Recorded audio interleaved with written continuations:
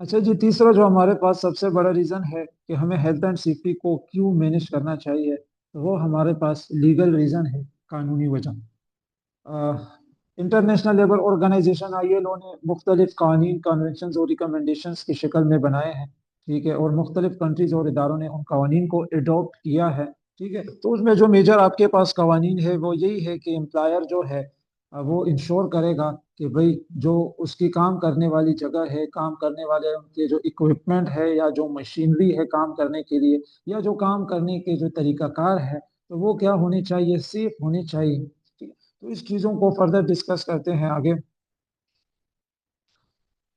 अच्छा जी, मुख्तलिफ ममालिक के अपने हेल्थ एंड सेफ्टी के लाज होते हैं। ठीक है, और इफ़ आप उन लाज को अचीव करने में नाकाम होते हैं, मतलब जो लीगल मिनिमम स्टैंडर्ड्स है उनको आप अचीव करने में नाकाम होते हैं, तो ये आपको प्रोसिक्यूशन की तरफ लेके जा सकती है। ठीक है, जब आप किसी कंट्री में आप कानून को ओबे करने से इनकार करते हैं या कानून की आप खिलाफ वर्जी करते हैं, तो इस सूरत हाल में जो कानून नाफिज करने वाले इदारे हैं वो आपके खिलाफ हरकत में आते हैं। ठीक है, और आपके खिलाफ कोर्ट में प्रोसीडिंग वो केस करते हैं। ठीक है। अच्छा, थोड़ा आईएलओ पे बात करते हैं। आईएलओ क्या है? आपके पास इंटरनेशनल लेबर ऑर्गेनाइजेशन इसका नाम है। ठीक है, ये आपके पास यूनाइटेड स्टेट्स की एक एजेंसी है। ठीक है, स्विट्जरलैंड जनेवा में इनका जो आपके पास हेड ऑफिस है। ठीक है, और आईएलओ के आपके पास बहुत सारे मेंबर्स आपको देखने को मिलेंगे जो मुख्तलिफ कंट्री से हैं। आईएलओ क्या करता है, कानून बनाता है। ठीक है, और वो कानून वो कन्वेंशंस और रिकमेंडेशंस की शक्ल में क्या करता है, पेश करता है। अच्छा, कन्वेंशंस आपके पास क्या होते हैं? कन्वेंशन आपके पास बेसिक गाइडलाइंस होती है किसी भी कानून के बारे में। जैसे आपको याद हो, जो आपके जो मैट्रिक की बुक्स थे उसमें क्या होता था कि आपको एक डेफिनेशन किसी भी टॉपिक में, मिसाल के तौर पर कोई टॉर्क का टॉपिक है फिजिक्स का, तो उसमें आपको पहले एक डेफिनेशन देते हैं। ठीक है, कि भाई टॉर्क किसे कहते हैं। फिर उस डेफिनेशन के नीचे फिर फर्दर उसी टॉर्क के बारे में सारी क्या होती है, एक्सप्लेनेशन होती है। उसी चीज को फिर डिटेल से समझाया जाता है। तो इफ उस चीज को मैं कन्वेंशन और रिकमेंडेशंस को के साथ मैं इसको मैच करूं, तो कन्वेंशंस भी आपके पास बेसिक गाइडलाइंस डेफिनेशन होती है किसी भी लॉ के बारे में जो आईएलओ ने बनाया हो। ठीक है, और फिर जो रिकमेंडेशन है, ठीक है, वो क्या होती है, वो कन्वेंशन पे गाइडेंस होती है। फर्दर उसकी क्या होती है, आपके पास एक्सप्लेनेशन होती है। ठीक है, और ये आपको गाइडेंस देता है पॉलिसी, लेजिस्लेशन और बेस्ट प्रैक्टिसेस के हवाले से। अच्छा जी, आईएलओ ने occupational safety and health convention convention 155। अच्छा, C 155 आपको नजर आ रहा है, ये कन्वेंशन का नंबर है। तो आईएलओ के जितने भी कन्वेंशन है उनकी प्रॉपर नंबरिंग है। ठीक है, C 155, R 164, C 174, इस तरह से बहुत सारे उसकी नंबरिंग है जिससे कन्वेंशन की आपके पास पहचान होती है। ठीक है, तो आपके पास जो C 155 है वो एक ऐसा कन्वेंशन है बेसिक, जिसने एक गोल सेटिंग पॉलिसीज बनाई है कंपनीज के लिए, नेशंस के लिए, उसको डिफाइन किया है। ठीक है, फिर इसी तरह जो रिकमेंडेशन 164 है, ठीक है, वो सप्लीमेंट्स करता है C 155 को। और आपको C 155 पे वो क्या करता है, मजीद आपको गाइडेंस देता है कि भाई आप इस पॉलिसी के साथ कैसे ताउन करोगे, इसके साथ आप कैसे कंप्लाई करोगे। अच्छा जी, हम आ गए हैं C 155 की तरफ। ठीक है, जो आपके पास एम्प्लॉयर की ओब्लिगेशन है। ठीक है, एम्प्लॉयर, एक आपके पास एम्प्लॉयर होता है, एक आपके पास एम्प्लॉय होता है। एम्प्लॉयर काम देने वाला। ठीक है, ये एक इदारे को, इधर एम्प्लॉयर से मुराद एक इदारा है जो आपको काम देता है। ठीक है, और आप जो काम करते हो आप एम्प्लॉय में आ जाते हो। ठीक है, तो कन्वेंशन 155 में आपके पास बहुत सारे आर्टिकल्स हैं, और मुख्तलिफ आर्टिकल्स में मुख्तलिफ चीज़ों पे बात हुई है। तो जैसे कि आपके पास आर्टिकल 16 है। ठीक है, तो आर्टिकल 16 में एम्प्लॉयर के ऑब्लिगेशंस को आइडेंटिफाई किया गया है। मतलब जो आपके एम्प्लॉयर है, काम देने वाला जो इदारा है, जो ऑर्गेनाइजेशन है, उसकी क्या जिम्मेदारियां है, या उस पर क्या जिम्मेदारियां कानून ने डाली है, या इंटरनेशनल लेबर ऑर्गेनाइजेशन ने उन पर कौन सी रिस्पॉन्सिबिलिटीज प्लेस की है। तो सबसे पहले जो रिस्पॉन्सिबिलिटी है कि एम्प्लॉयर इंश्योर करेगा कि जो वर्क प्लेसेस है, काम करने की जगह, या जो मशीनरी है जो काम में इस्तेमाल होगी, या जो इक्विपमेंट्स काम में इस्तेमाल होंगे, या जो वर्क प्रोसेसेस हैं, जितने भी काम करने के तरीकाकार हैं, ठीक है, वो क्या होने चाहिए, वो सेफ होने चाहिए। जिससे किसी के सेहत को कोई खतरा ना हो। तो आपके पास जो पहली कन्वेंशन है वो यही है कि ensure that work places machinery equipment and work processes are safe and without risk to health. फिर एम्प्लॉयर पर इंटरनेशनल लेबर ऑर्गेनाइजेशन आईएलओ ने एक दूसरी रिस्पॉन्सिबिलिटी ऑब्लिगेशन को प्लेस किया है। उसमें कहते हैं कि एम्प्लॉयर्स ने इंश्योर करना है कि जितनी भी केमिकल या जो फिजिकल या बायोलॉजिकल सब्सटेंसेस हो गए, बायोलॉजिकल सब्सटेंसेस में वायरस फंजाई वगैरह, ठीक है, जैसे कोरोना वायरस था बायोलॉजिकल सब्सटेंस में आ जाता है, तो एम्प्लॉयर क्या करेगा, इंश्योर करेगा कि केमिकल, फिजिकल और बायोलॉजिकल ये सब्सटेंसेस और एजेंट्स हैं, ठीक है, उनकी वजह से किसी के सेहत को कोई नुकसान नहीं। और इसको डील करने के लिए इदारे ने प्रोटेक्टिव मेजर्स भी क्या हो, लिए हुए हो। तो ये इन पे क्या है, इन पे जो दूसरी ओब्लिगेशन है इंटरनेशनल लेबर ऑर्गेनाइजेशन की तरफ से। तीसरी जो जिम्मेदारी है एम्प्लॉयर्स की, ऑर्गेनाइजेशन की, ठीक है, वो यही है कि एक तो जो जितने भी एम्प्लॉयज उस इदारे में काम करते हैं इनको एम्प्लॉयर एडुकेट का मतलब है काफी हद में उनको प्रोवाइड करेगा प्रोटेक्टिव क्लोथिंग। ठीक है, एक तो उनको प्रोटेक्टिव क्लोथिंग, कपड़े काम करने वाले देगा, महफूज कपड़े, और इसी के साथ साथ ठीक है उनको इक्विपमेंट्स भी देगा। ठीक है, पीपीईज हम उनको कहते हैं, पर्सनल प्रोटेक्टिव इक्विपमेंट, जिसमें आपके पास हेड्स आ जाती है, हार्ड हेड्स आपके पास आ जाती है, सेफ्टी गूगल्स आपके पास आ जाते हैं, सेफ्टी वेस्ट आपके पास आ जाते हैं, शूज आ जाते हैं, ग्लव्स, स्कार्फ वगैरह, बहुत सारी इसमें चीजें आ जाती हैं जो आपको प्रोटेक्ट करती है, ठीक है, किसी भी हादसे की सूरत में। तो एम्प्लॉयर क्या करेगा, एक तो अपने एम्प्लॉयज को प्रोटेक्टिव क्लोथिंग देगा और एक उनको प्रोटेक्टिव इक्विपमेंट देगा ताकि बचा जा सके एक्सीडेंट से, और जो खतरनाक हेल्थ इफेक्ट्स है, बीमारियां हैं, उन चीजों से भी क्या हो सके, बचा जा सके। तो ये आपके पास पहली तीन जो ओब्लिगेशन, जिम्मेदारी आ जाती है जो एम्प्लॉयर पे डाली गई है। किसने डाली है, किसने प्लेस किया है, इंटरनेशनल लेबर ऑर्गेनाइजेशन आईएलओ ने एम्प्लॉयर्स पे ये रिस्पॉन्सिबिलिटीज प्लेस की। अच्छा जी, अगर हेल्थ एंड सेफ्टी की बात की जाए तो जितना इदारा है, हर किसी की रिस्पॉन्सिबिलिटी है कि वो हेल्थ एंड सेफ्टी को इंश्योर करे, लेकिन जो मोस्ट ऑफ द रिस्पॉन्सिबिलिटी है वो एम्प्लॉयर की है। ठीक है, कि वो क्या करे, एक तो सेफ जगह प्रोवाइड करे काम के लिए, प्लांट्स और इक्विपमेंट सेफ प्रोवाइड करे, जो काम का तरीकाकार है, सिस्टम ऑफ वर्क है, वो भी आपके पास सेफ होना चाहिए, और इसी के साथ साथ जो स्टाफ है उनको ट्रेनिंग दे, ठीक है, जो वो काम करे, मिसाल वेल्डर है, उसको सेफ तरीके से वेल्डिंग करने की ट्रेनिंग दे। फिर जो एम्प्लॉइज है जो काम कर रहे हैं इदारे में, उनके काम की सुपरविजन करे, ठीक है, और इसी के साथ साथ जो स्टाफ वो हायर करता है एम्प्लॉयर, तो वो भी क्या होना चाहिए, कॉम्पिटेंट होना चाहिए। अच्छा, इधर मैं कॉम्पिटेंट कॉम्पिटेंसी को थोड़ा डिफाइन करूँ, कॉम्पिटेंट बंदा कौन होता है। ठीक है, कॉम्पिटेंट हम उसे कहते हैं जिसके पास चार चीजें हों। पहले आपके पास नॉलेज आ जाती है कि भाई वो बंदा जो काम कर रहा है उस काम का उसके पास प्रॉपर नॉलेज हो। एबिलिटीज, वो इस काबिल हो कि वो ये काम अच्छे तरीके से करे। तीसरी चीज ट्रेनिंग आ जाती है कि भाई उस बंदे को इस काम की अच्छी ट्रेनिंग मिली हुई हो। और फिर चौथी चीज आपके पास एक्सपीरियंस आ जाता है कि भाई इस बंदे का यही काम करने का पिछला भी तजुर्बा है। तो हम कॉम्पिटेंट उस बंदे को कहते हैं जिसके पास नॉलेज भी हो और स्किल्स एबिलिटीज भी हो, उसको ट्रेनिंग भी दी हुई हो और उसका प्रीवियस एक्सपीरियंस भी हो।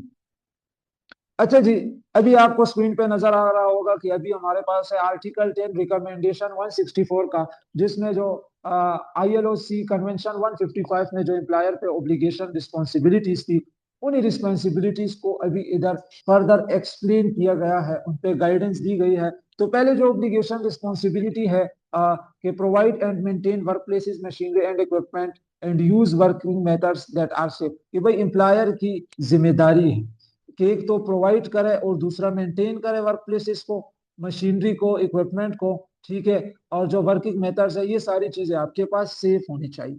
दूसरी चीज है कि जो काम करने वाले लोग हैं उनको जरूरी हिदायत, इंस्ट्रक्शन दी जाए, उनको जो ट्रेनिंग है वो भी प्रोवाइड करनी है एम्प्लॉयर ने, और उनके काम की सुपरविजन भी करनी है, ठीक है, ताकि हेल्थ एंड सेफ्टी को इंश्योर किया जा सके।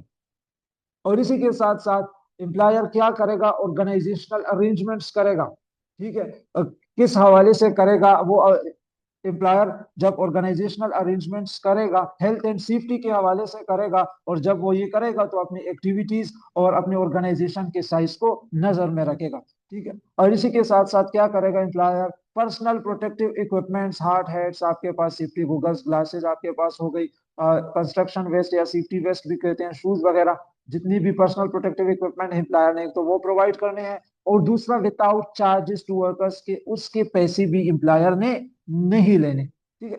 इसी के साथ साथ एम्प्लॉयर ये इंश्योर करेगा, ठीक है, अक्सर ये होता है कि इदारे में 15-15, 12-12, 16-16 घंटे काम होता है, तो इधर एम्प्लॉयर ने इंश्योर करना है कि इफ लॉन्ग वर्किंग आवर्स, घंटों घंटों काम होता है, और जो रिस्क ब्रेक्स है, ठीक है, तो इन चीजों का जो आपके पास एम्प्लॉइज है उनकी सेफ्टी और उनकी हेल्थ पे कोई आपके पास एडवर्स इफेक्ट ना हो। और इसी के साथ साथ एम्प्लॉयर क्या करेगा, प्रैक्टिकल स्टेप्स लेगा, ठीक है, ताकि वो इलिमिनेट कर सके, खत्म कर सके जो एक्सेसिव आपके पास फिजिकल और मेंटल फैटीग है, जो जहनी और जिस्मानी थकावट है, ठीक है, उसको खत्म करने के लिए भी क्या लेगा, एम्प्लॉयर स्टेप्स लेगा। और इसी के साथ साथ एम्प्लॉयर खुद को अप टू डेट रखेगा, किस चीज के साथ अप टू डेट रखेगा, जितनी भी साइंटिफिक और टेक्निकल नॉलेज है, ठीक है, जो मदद देंगे एम्प्लॉयर को इन जो ऊपर मेंशन आपके पास रिस्पॉन्सिबिलिटीज है इनके साथ ताउन करने में, जितना उसको नॉलेज और जो टेक्निकल और साइंटिफिक दरकार है, ठीक है, उसके साथ भी एम्प्लॉयर क्या करेगा, खुद को अप टू डेट रखेगा। अच्छा जी, एम्प्लॉयर रिस्पॉन्सिबिलिटीज जो C-155 और R-164 के तहत थी, उसको स्टडी करने और एक्सप्लेन करने के बाद अभी हम देखते हैं वर्कर की रिस्पॉन्सिबिलिटीज को, कि भाई जो काम करने के लिए लोग जाते हैं किसी भी इदारे में, कंपनी में, ठीक है, तो उधर काम करने के दौरान उनकी भी कुछ रिस्पॉन्सिबिलिटीज है जो उन लोगों ने फुलफिल करनी है। ये रिस्पॉन्सिबिलिटीज वर्कर्स पर, एम्प्लॉइज पर किसने प्लेस की है, किसने डाली है उन पे ये रिस्पॉन्सिबिलिटीज, तो ये रिस्पॉन्सिबिलिटीज वर्कर्स पे इंटरनेशनल लेबर ऑर्गेनाइजेशन ILO ने डाली है। तो फर्दर जानते हैं, ILO के कन्वेंशन 155 के आर्टिकल 19 के तहत जो वर्कर्स है, जो एम्प्लॉइज है, उनकी भी हेल्थ एंड सेफ्टी से रिलेटेड कुछ रिस्पॉन्सिबिलिटीज है, कुछ ऑब्लिगेशन है, कुछ जिम्मेदारियां हैं। सबसे पहले तो जनाब उनकी ये रिस्पॉन्सिबिलिटी है कि वो अपनी सेफ्टी का ख्याल भी करेंगे और दूसरों की सेफ्टी का ख्याल भी करेंगे, ठीक है। और इसी के साथ साथ काम के हवाले से उनको जो भी इंस्ट्रक्शंस दी जाए कि भाई आपने इस सेफ तरीके से काम करना है, या फिर काम करने के जो उनको प्रोसीजर्स, तरीकाकार बताए जाते हैं, तो इनके साथ भी इन्होंने क्या करना है, ताउन करना है, कंप्लाई करना है, उन इंस्ट्रक्शंस और प्रोसीजर्स को एज इट इज वर्कर्स ने प्रॉपर तरीके से फॉलो करना है, अपनी तरफ से इसमें कोई मॉडिफिकेशन इन लोगों ने नहीं करनी। इसी के साथ साथ वर्कर्स को जो काम के लिए इक्विपमेंट्स दी जाए, ठीक है, फिर वो पर्सनल प्रोटेक्टिव उनकी इक्विपमेंट्स हो, या फिर काम के लिए उनको कोई इक्विपमेंट मशीन दी जाए, तो उसकी भी सेफ्टी का क्या करना है, ख्याल करना है, उसको सही तरीके से इस्तेमाल में लाना है। इसके अलावा मिसाल के तौर पर काम के दौरान वर्कर है, काम कर रहा है, ठीक है, उसको कोई हैजर्ड नजर आए, ठीक है, तो उस हैजर्ड को क्या करना है, वर्कर ने रिपोर्ट करना है। तो हैजर्ड को थोड़ा जानते हैं, हैजर्ड हमारे पास anything that is the potential to cause us harm, हर वो चीज जिसमें ये सलाहियत है कि हमें नुकसान पहुंचा सके, उस चीज को हम हैजर्ड कहते हैं, ठीक है। तो इफ वर्कर्स को काम के दौरान कोई हैजर्ड नजर आए, तो वो चीज इन्होंने क्या करनी है, फौरन से उनको उस चीज को इन्होंने रिपोर्ट करना है। फिर जो सेफ्टी ऑफिसर्स है उनको रिपोर्ट करना है, या जो रेलिवेंट उनका सुपरवाइजर है, या जो उनका वर्कर रिप्रेजेंटेटिव है, उनको इन्होंने ये चीज रिपोर्ट करनी है। या फिर ऐसी चीज जो वो खुद ठीक भी नहीं कर सकते, ठीक है, ऐसी चीज जो नुकसान पहुंचा सकती है, लेकिन ये लोग इस मसले को वर्कर खुद हल नहीं कर सकता, तो ऐसी चीज को भी क्या, ऐसे हैजर्ड को भी क्या करना है, वर्कर ने रिपोर्ट करना है। इसके अलावा जो वर्कर की रिस्पॉन्सिबिलिटी है वो ये है कि भाई इस काम की जगह पे कोई हादसा होता है, किसी का एक्सीडेंट होता है, या किसी को कोई बीमारी लग जाती है, तो ये भी इनकी रिस्पॉन्सिबिलिटीज में आता है, ओब्लिगेशंस में, जिम्मेदारियों में आता है कि इन्होंने ये भी एक्सीडेंट या कोई बीमारी लगी है, ये भी क्या करनी है, रिपोर्ट करनी है। अच्छा, रिपोर्ट के हवाले से मैं बात करूं, एक रिपोर्टिंग होती है विद इन द ऑर्गेनाइजेशन, एक होती है आउटसाइड द ऑर्गेनाइजेशन। तो वर्कर ने जो रिपोर्टिंग करनी है वो विद इन द ऑर्गेनाइजेशन करनी है, जैसे कि मैंने बात की कि वो अपने रेलेवेंट सुपरवाइजर, लाइन मैनेजर या फिर सेफ्टी प्रोफेशनल के साथ वो इस चीज को उनको रिपोर्ट करेंगे। अक्सर वर्कर एक्सीडेंट्स को रिपोर्ट नहीं करते और डरते हैं कि भाई हमारा नाम इस पे आ जाएगा, या फिर ये सारी चीज में हम ब्लेम होंगे, ठीक है, तो उसकी आपको फिक्र करने की जरूरत नहीं है। तो आपने एक्सीडेंट को रिपोर्ट करना है। इसके अलावा ये सिचुएशन देखने को मिलती है कि भाई काम करने वाली जगह पे किसी को कोई बीमारी लग जाती है, ठीक है, तो वो किसी को बताता नहीं, या इफ उसके जो कोवर्कर्स है उनको पता चल जाए लेकिन आगे रिपोर्ट नहीं करते, डरते हैं, जिसकी वजह से वो बीमारी और लोगों तक भी ट्रांसफर हो जाती है। तो ऐसी भी हमारे पास हेल्थ इश्यूज डिजीजेस होती है। तो वर्कर की जो रिस्पॉन्सिबिलिटी है वो यही है कि भाई आप लोगों ने एक्सीडेंट और इल हेल्थ को क्या करना है, within the organization report करना है। अच्छा, वर्कर की रिस्पॉन्सिबिलिटीज के बाद अभी वर्कर्स की एम्प्लॉइज की हुकूक राइट्स आ जाते हैं, जिसको कन्वेंशन 155 के आर्टिकल 19 में डिफाइन किया गया है। अच्छा, वर्कर की कुछ राइट्स है, और जो वर्कर की राइट्स है वो मैनेजमेंट की रिस्पॉन्सिबिलिटीज में आ जाती है, एम्प्लॉयर की रिस्पॉन्सिबिलिटीज में आ जाती है। ठीक है, तो सबसे पहले वर्कर का जो हक है वो यही है कि एम्प्लॉयर हेल्थ एंड सेफ्टी के हवाले से जो भी एक्शंस लेने जा रहा है, या जो एक्शन स्टेप्स उसने हेल्थ एंड सेफ्टी को इम्प्लीमेंट करने के लिए लिए हुए हैं, उसके हवाले से मुकम्मल काफी मिकदार में एडिक्वेट इंफॉर्मेशन वो क्या करेगा, सारे वर्कर्स को देगा। ये इनका बुनियादी हक है। इसी के साथ साथ हेल्थ एंड सेफ्टी के हवाले से सारी जो ट्रेनिंग्स है वो भी वर्कर को देंगे। ठीक है, ये भी उनका हक है। और इसी के साथ साथ वर्कर्स क्या होंगे, कंसल्ट होंगे। ठीक है, अच्छा, कंसल्टेशन किसे कहते हैं? एक हमारे पास वन वे कम्युनिकेशन होता है, एक हमारे पास टू वे ऑफ कम्युनिकेशन में आ जाता है। ठीक है, हम किसी को इन्फॉर्म करते हैं। ठीक है, तो वो क्या है, वन वे कम्युनिकेशन है, कि हम बोलते हैं और सामने वाला में क्या करता है, सुनता है। इसी तरह हमारे पास टू वे ऑफ कम्युनिकेशन होती है, जिसको हम कंसल्टेशन कहते हैं। आप इसको मुशावरत भी समझ सकते हैं। ठीक है, तो वर्कर का हक है कि भाई एम्प्लॉयर उनको कंसल्ट करेगा, उनसे मशवरा करेगा हेल्थ एंड सेफ्टी के हवाले से। जितनी भी एम्प्लॉयर स्टेप्स लेगा, जितनी भी हेल्थ एंड सेफ्टी के हवाले से मामला होंगे, तो एम्प्लॉयर वर्कर्स को कंसल्ट करेगा। इसी के साथ साथ वर्कर्स को जो सबसे बुनियादी हक हासिल है वो यही हासिल है कि भाई इफ किसी वर्कर को मालूम होता है कि भाई उसके काम की वजह से उसको खतरा है, ठीक है, उसकी जिंदगी को खतरा है, या इसके अलावा अगर देखा जाए उसकी सेहत को खतरा है, या वो काम करने के बाद सही सलामत वापस नहीं आएगा साइड पे, तो इस ऐसी सिचुएशन में वर्कर को ये हक हासिल है कि भाई वो काम करने की जगह को छोड़ दे। ठीक है, वो ऐसा काम करे ही ना, इफ इसको ऐसे काम में इन्वॉल्व किया जा रहा है जिसमें उसकी जिंदगी को खतरा है या उसकी सेहत हो, तो बिल्कुल वर्कर को ये हक हासिल है कि वो उस काम से क्या कर दे, इनकार कर दे। ये भी वर्कर की बेसिक राइट्स में आ जाता है।